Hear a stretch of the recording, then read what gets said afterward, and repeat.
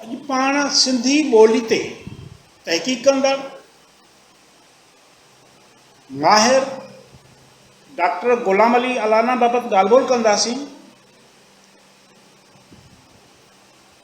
इन खां अॻु दोस्तनि खे गुज़ारिश आहे त असांजो चैनल सब्सक्राइब कनि, दोस्तनि सां शेयर कनि, जीअं सिंध जे तारीख़ बाबति हीअ ॼाण वधि खां वधि दोस्तनि ताईं पहुची सघे।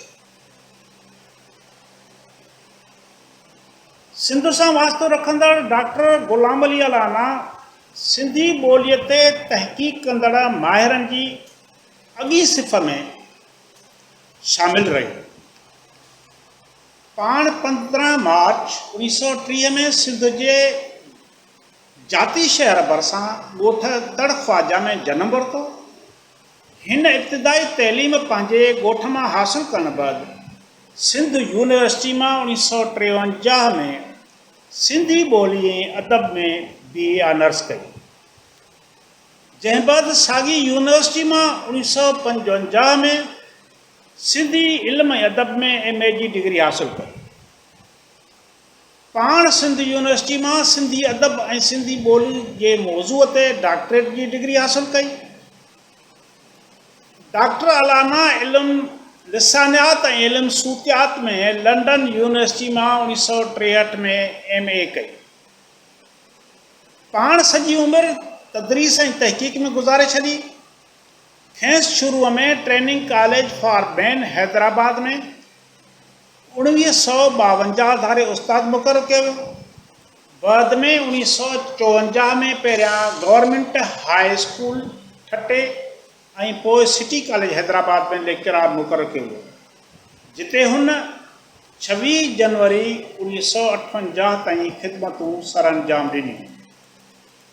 जंहिं बैदि डॉक्टर अलाना खे सिंध यूनिवर्सिटी जे सिंधी शोबे में लेक्चरार मुक़ररु कयो, जितां तरक़ी कंदो 1976 में साॻिए शोबे में प्रोफेसर मुक़ररु थियो।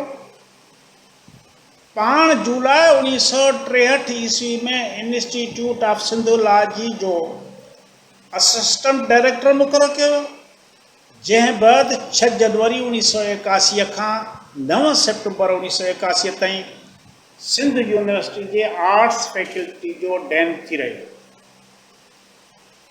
डॉक्टर अलाना सिंध यूनिवर्सिटी जे सिंधी डिपार्टमेंट मां सीनियर प्रोफेसर जी हैसियत में 14 मार्च 1990 में रिटायरमेंट हासिल कई। बाद में 21 जून 1993 खां 28 जुलाई 1995 ताईं सिंध यूनिवर्सिटी जो वाइस चांसलर थी रहियो, जितां 25 जुलाई 1995 में इस्तीफ़ा ॾिनो। खेसि साल 1996 में सिंध यूनिवर्सिटी जे सिंधी शोबे जो प्रोफेसर एमरेट्स मुक़ररु कयो। डॉक्टर अलाना 9 अगस्त 1983 खां 4 सेप्टेंबर 1999 ताईं अल्लामा इक़बाल ओपन यूनिवर्सिटी इस्लामाबाद जो वाइस चांसलर बि थी रहियो, जॾहिं त 22 जुलाई 1988 खां अगस्त 2001 ताईं सिंधी ॿोली जे बाख्तियार इदारे जे चेयरमैन तौर बि ख़िदमतूं सर अंजाम ॾिनियूं। डॉक्टर ग़ुलाम अली अलाना सिंधू माथिरी जी ॿोली ऐं लिखत ते तहक़ीक़ कई आहे। सिंधू माथिरी जे ॿोली बाबति संदसि इहो मौक़ुफ़ रहियो आहे त मुंहनि जे दड़े जे वारसनि जी ॿोली आगाटी सिंधी ॿोली आहे। मौजूदा सिंधी ॿोलीअ जूं पाड़ूं सिंधू माथिरी जे सभ्यता में खुतल आहिनि। सिंधी ॿोली कंहिं ॿी ॿोलीअ मां जनम न वरितो आहे, पर इहा सिंधू माथिरी जे माण्हुनि जी पंहिंजी असुलूकी ॿोली आहे। डॉक्टर ग़ुलाम अली अलाना सिंधी ॿोली खे हितां जी असुलूकी ॿोली करार ॾिए थो, जंहिंखे हू सिंधूई जो नालो ॾिए थो।